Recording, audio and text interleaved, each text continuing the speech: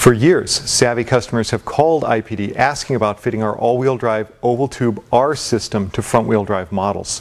This can be done with minor modifications. This system was designed to fit all-wheel drive cars, sits a little bit lower in the tunnel, but it will also fit on the front-wheel drive cars due to the modular nature of these vehicles. We've got some video here of a fit we just did in our shop to show you the minor modifications that are involved to fit this all-wheel drive exhaust to a front-wheel drive chassis. In this video, we will show you some of the light modifications or changes that will need to be made in order to fit the oval tube exhaust system to your front-wheel drive Volvo. Once the old system has been removed and the new system has been installed, we'll start up front where the catback exhaust attaches to the downpipe.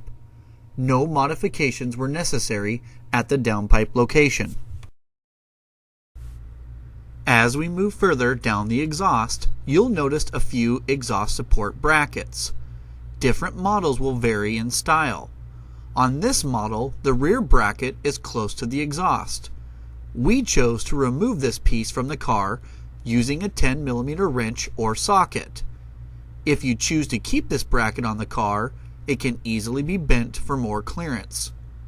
If you choose to remove the bracket, reinstall the hardware. This will keep the heat shield secure.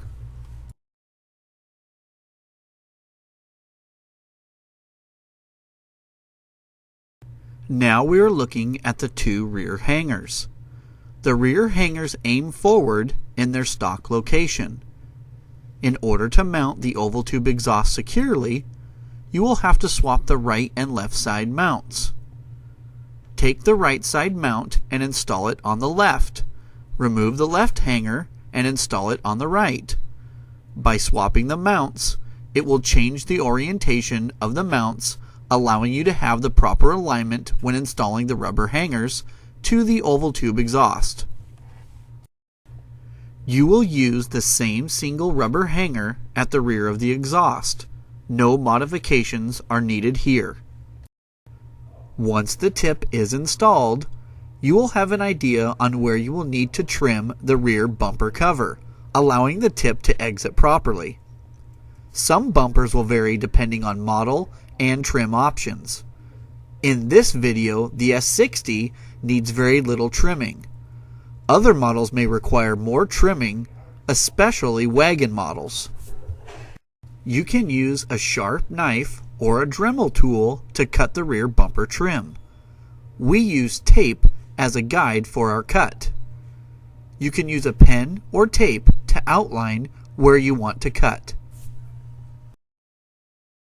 Here's a few pictures of a V70 T5 wagon that has our oval tube exhaust installed on it. This rear bumper has already been cut and trimmed using a dremel tool. Once you've finalized all the trimming, you can now adjust how far you want the rear tip to protrude past the rear bumper. Once the installation is complete, please take the car for a drive and then double check your work.